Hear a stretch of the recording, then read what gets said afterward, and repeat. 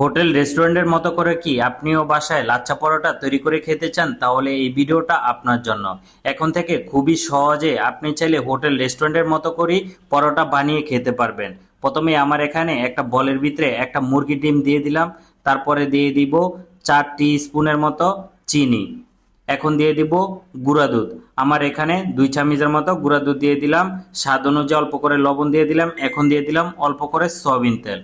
এই কয়টা উপকরণ দিয়ে কিন্তু পরোটা তৈরি করতে হয়, তাহলে পরোটা সুস্বাদু হয়ে থাকে।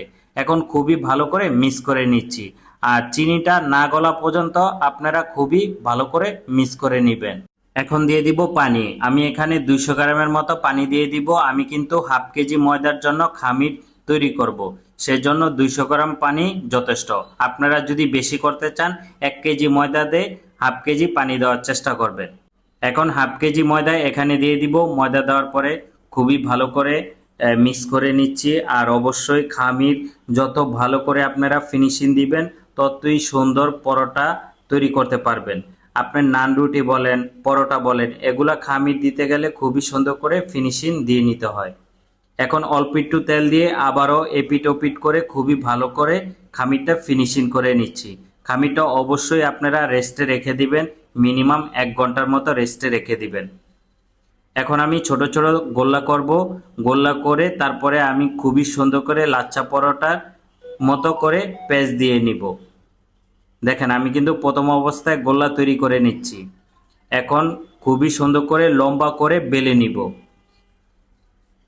এভাবে করে আপনারাও খুবই সুন্দর করে প্রথম অবস্থায় বেলে নেবেন। তারপরে দিয়ে দিবেন সয়াবিন তেল। এখন দিয়ে দিব ময়দা, এটাকে বলা হয় খাস্তা। আর এভাবে আমি যেভাবে পেঁচিয়ে নিচ্ছি, আপনারাও সেমভাবে সুন্দর করে পেঁচিয়ে নেবেন। সবগুলো গোল্লা পেঁচানো হয়ে গেলে অবশ্যই আপনারা আধা ঘন্টার মতো ফ্রিজে রেখে দিবেন, তাহলে গোল্লার পেঁচটা খুবই সুন্দর হবে, এমনকি আপনি বেলতে গেলে খুবই ইজিলি বেলতে পারবেন। দেখেন আমি কিন্তু আধা ঘন্টার মতো ফ্রিজে রেখে দিয়েছিলাম। এখন খুবই সুন্দর করে আমি এপিট ওপিট করে বেলে নিব। তারপরে পরোটাটা প্রথম অবস্থায় ফ্রাই প্যানে আমি হাফ করে নিব। আপনারা চাইলে প্রজেক্ট হিসাবে একটার উপরে আরেকটা পলি দিয়ে ডিপ ফ্রিজে রেখে দিতে পারেন। এখন খুবই সুন্দর করে পরোটাটা প্রথম অবস্থায় হাফ করে নিয়েছি। এখন চাইলে আপনারা ঘি দিয়েও পরোটাটা ফ্রাই করতে পারেন, অথবা সয়াবিন তেল দিয়েও করতে পারেন। আমি একটু ঘি আর সাথে অল্প একটু সয়াবিন তেল দিয়ে পরোটাটা এপিট ওপিট করে ভেজে নিচ্ছি।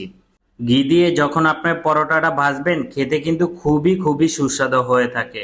আমরা কিন্তু রেস্টুরেন্টে সবসময় লাচ্ছা পরোটা একটু ঘি দিয়ে ভাজার জন্য চেষ্টা করি। আপনারা অবশ্যই এই পরোটাটা একটু কড়া করে ভাজবেন, তাহলে খেতে খুবই মজা লাগে।